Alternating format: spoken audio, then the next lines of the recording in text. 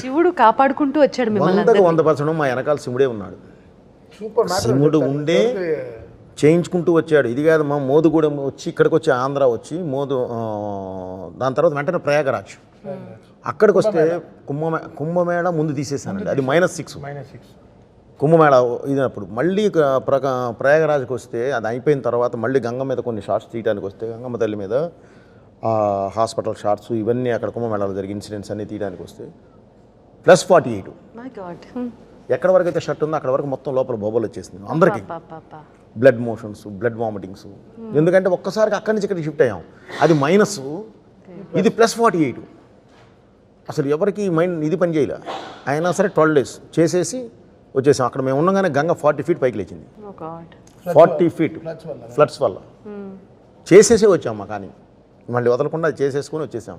మీరు ఒక దీక్ష తీసుకున్నట్టు చేశారు.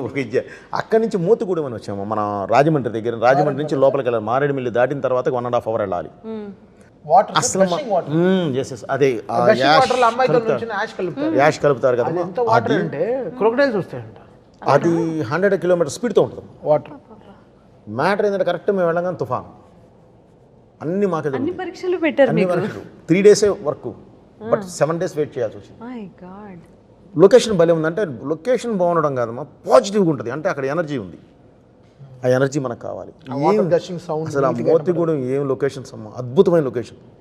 కాకపోతే మన వాళ్ళు కాస్త వెళ్ళి పిక్నిక్స్ కానీ వెళ్ళి అక్కడే తిని అక్కడే వేసి ఆ బీర్ బాటిల్స్ అనేవి మన నదిలో పగలగొట్టి కొంచెం ఇది చేస్తున్నారు. కానీ లేదంటే నేను బాగా మొత్తం అంతా తిరిగామా ప్రపంచంలో, మన లొకేషన్స్ ఉన్నంత ఏవి లేవు, అంత అద్భుతంగా ఉన్నాయి. Fresh water